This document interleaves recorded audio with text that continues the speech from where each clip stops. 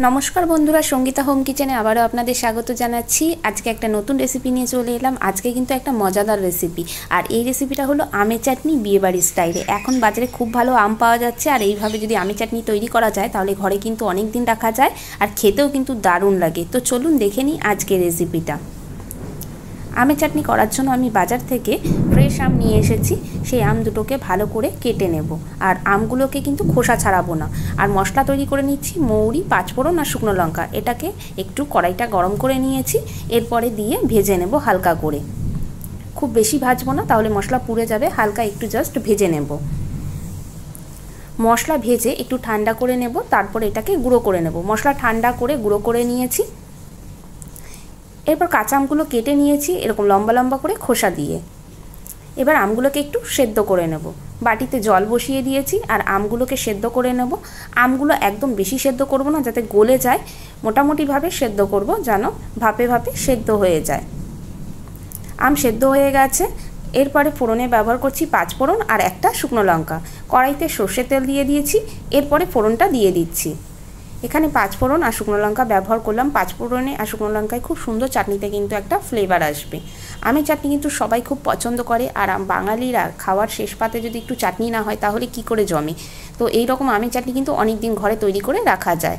तो फोड़नटाके एकटू भालो करे भेजे निलाम। एरपर एर मध्ये दिए दिচ্ছি बेश किछुटा जल, दिए दिচ্ছি सामान्य परिमाण लवण, दिए दिচ্ছি सामान्य परिमाण हलुद गुঁড়ো। এই দিয়ে একটু ভালো করে নেড়ে চেড়ে নেব। আজকে যে চাটনিটা তৈরি করছি সেটা একদম বিয়েবাড়ির স্টাইলে। এই রকম চাটনি করে ঘরে কিন্তু অনেক দিন রাখা যায়। জলটা ফুটে গেছে, এরপর দিয়ে দিচ্ছি বেশ কিছুটা চিনি। মিষ্টিটা আপনারা আপনাদের পছন্দ মতো দেবেন। আপনারা চাইলে গুড়ও ব্যবহার করতে পারেন বা বাতাসা নকুলদানাও ব্যবহার করতে পারেন। এর মধ্যে দিয়ে দিলাম আগের থেকে সেদ্ধ করে রাখা আমগুলো। আমগুলো দিয়ে খুব ভালো করে একটু জাল করে নেব। জল কিন্তু ফুটতে শুরু করে দিয়েছে আর এর মধ্যে দিয়ে দিচ্ছি আমি সামান্য পরিমাণ ভাজা মশলাটা। এখন অল্প দিলাম, পরে আবার দেব। জাস্ট একটু মশলাটা দিয়ে দিলাম, দিয়ে ভালো করে আবারও নেড়ে চেড়ে নিলাম। এরপরে কিছুক্ষণের জন্য আমি একটু ঢেকে দেব। মিনিট 5 মতো ঢেকে দিয়েছিলাম। এবার ঢাকনাটাকে তুলে দিচ্ছি। বন্ধুরা দেখুন আমের চাটনিটা কিন্তু অনেকটা গাঢ় হয়ে এসছে আর রঙটাও কিন্তু অনেকটা চেঞ্জ হয়ে গেছে। কারণ এখানে ফোড়নে মৌরি, গোটা শুকনো লঙ্কা আর পাঁচফোড়ন ছিল, সেটাও দিয়ে দিয়েছিলাম আগে। আর এখন দিয়ে দিচ্ছি আরও বেশ কিছুটা। এতে চাটনির ফ্লেভার খুব সুন্দর হয় আর খেতেও কিন্তু খুব দারুণ লাগে, পুরো একদম বিয়েবাড়ির স্টাইলে। আর এইরকম চাটনি করতে খুব বেশি সময় লাগে না। বাড়িতে যে কোনো অনুষ্ঠানেই কিন্তু এইরকম আমের চাটনি তৈরি করা যায়। আর এখন গরমকাল, বাজারে খুব ভালো আম পাওয়া যাচ্ছে। বাড়িতে আপনারা অবশ্যই তৈরি করবেন। তো চাটনিটা আমার তৈরি হয়ে গেছে। এবার আমি গ্যাসের আগুন অফ করে দিলাম। 5 মিনিটের মতো রেখে দেবো এইরকমভাবে।